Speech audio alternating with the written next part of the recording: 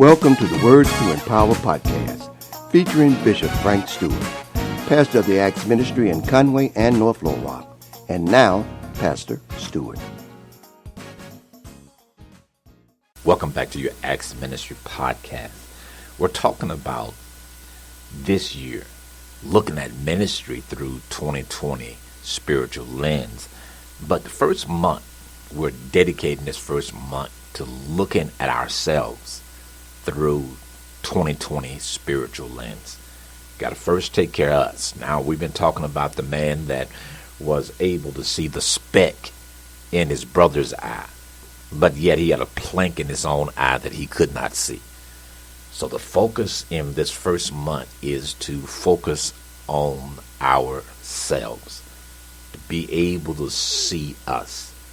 And most of us are blind when it comes to seeing ourselves. That's just the way it is. And I believe it's like that because we walk around all day looking at other people. Our eyes are on our head, and we're looking at other people. We don't walk around with a mirror in front of us all day. If we did, we would be focused on ourselves. But we're focused on other people, and we're normally able to see other people, and we can't see ourselves. I want to talk about a story of a very famous person, and a person who saw one person as despicable, and yet still what he saw was himself. And I speak of the story of David in 2 Samuel chapter number 12. I want to talk about this for the next few days because many times what we see in other people is actually in us. We have to be very careful with that. What we decry in others, sometimes that is in us. And some of the things that we think is just despicable that people do, if we're not careful, we're doing the same thing. So I wanna look at David through those lens. That's the way I want to look at it, through those lens of seeing us the way we should see ourselves. I want to look at him and talk about it because he's such a man of God and a man after God's own heart. That doesn't mean that he was perfect. What it means is that when David saw that he was wrong, he had no problem, even though he was king, no problem of confessing and forsaking and moving forward. He wanted to be with God. God was first and foremost. And even if he had to give up something else, he was willing to do that so he could be with God. Give up the king, give up the throne, whatever he had to do, he was willing to do that. So I want to read this story concerning David and Bathsheba and Uriah. And I want you to see how David saw this person as very despicable. And you're going to hear that in the text. You're going to see that in the text, what he actually thought. But he didn't understand that what he was looking at, what he was seeing was himself. And we all do that. And that's the thing about the level of honesty, to be able to say, you know what, that is me, that's in me. And even though we don't think it's in us, and that's all of us have been alarmed to find out that some of the things that we never thought was in us is actually in us. I mean, it's we would say that's unbelievable, but it's the truth. Some of the things that we didn't know that actually was in us is in us. And we saw it in other people, but we couldn't see it in ourselves. So in 2 Samuel chapter 12, I want to read this story and then we want to talk about it. It says, "Then the Lord sent Nathan to David, and he came to him and said to him, there were two men in one city, one rich and the other poor. The rich man had exceedingly many flocks and herds, but the poor man had nothing except one little ewe lamb, which he had bought and nourished, and it grew up together with him and with his children. It ate of his own food, drank from his own cup, lay in his bosom, and it was like a daughter to him. And a traveler came to the rich man, who refused to take from his own flock and from his own herd to prepare one for the wayfaring man who had come to him.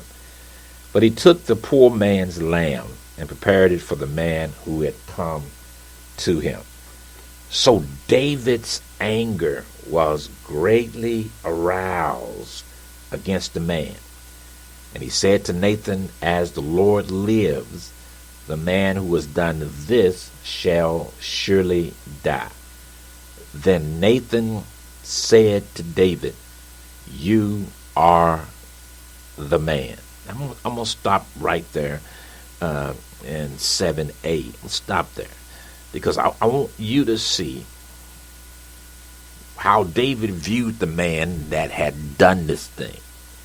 David said the man shall surely die, or the man ought to die. Now, when you look at the law, it wasn't that a person that stole something was to die. They was to restore 4 times. So if you stole one lamb, that meant he had to replace it with 4. But David, in his anger, because he saw this as a despicable act. Here you have all of this riches, and you are rich, and here this poor man, he just have one lamb, one. You have flocks and you have herds. You are a multi-millionaire, and here's this man just barely making it, and he just has one. And you would take the one lamb that he has and kill it for the wayfaring man, for the traveler, but yet you could have taken it from your flocks, your herds, because you had so much. David is irate. He's mad. He's upset because now he has a picture of what that man looks like. Stay tuned for more of Frank Stewart. And now for some special announcements. Thanks for partnering with the Acts Ministries. We value your service and your donations. That's why we've made it easy to make contributions to support our ministry. Simply go to your web browser and click the search bar and type in actsministriesonline.org. Then click Donate Online. It's really that easy. For mobile giving, text the amount you wish to donate to 501-302-4242. That's Simple Give. And now, more of Pastor Frank Stewart. Welcome back to your Acts Ministry podcast. And we're talking about looking at the one person we need to look at first, and that's ourselves through 2020 spiritual lens. And this is, in the eyes of David, a very despicable person. Very despicable. Now, in order to understand this, you have to understand David's upbringing. It was David that was in the field keeping the flock, while his brothers, they had more notable position being in the army or doing something else. But the flock that David kept, you remember what his oldest brother said to him, Eliab. Eliab said to David, "And where have you left those few little sheep?" That was a put down. The put down was, you don't have much of them. You don't have many sheep. You know, your job is insignificant. It really doesn't matter. But David loved the flock. He loved the sheep. How much did he love them? The Bible says that when a lion came in, David went after the lion and smote the lion. When a bear came in and grabbed a lamb or sheep, David put his life in between the bear, in between the lion and the sheep. David loved these lambs, these sheep. Not many, didn't have many, but he loved them. So when he hears this story, it resonates with David back to childhood. See, this goes deep into the mind of David, a person that would do something like this. You know, so David is he's upset, he's mad. I believe he sees this man with this one lamb as himself. because that's the way he grew up. So he can relate to this. He can relate to the poor man, but he can't relate to the rich man. All he sees is the poor man. He was done wrong because he grew up like that. He could see that. But the prophet tells him, you are the man. Wow. This despicable person that you think should die, you are the one. Now that takes some time just to think about that. And we want to think about it because we want our eyes to be open. Many times we put the blindfold on because it's too painful for us to imagine that we're like that. And I'm using the word painful. We don't want to see ourselves like that. We can't imagine that would be me. So David thinking it's somebody else, and he is irate. He's upset. He wants to kill this man over an animal. Now, God said in the law he was to restore 4 times as much. Not to kill him. Not to kill him. He's not supposed to die, David. It was an animal. You don't give the life of a human for an animal. But David goes to the extreme because he can relate to the poor man. But I want you to see something here. This despicable person that David sees in this rich man. And he said, this rich man ought to die. Over an animal? Yes. But when the prophet says to David, you are the man.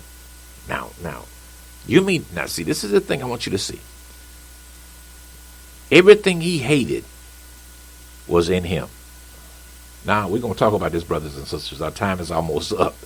But what he hated to the point that he wanted dead, it was in him. I want you to stay tuned as we're going a little deeper in this, because what we're trying to get all of us to see, what we need to see as we look at this, is to focus on ourselves.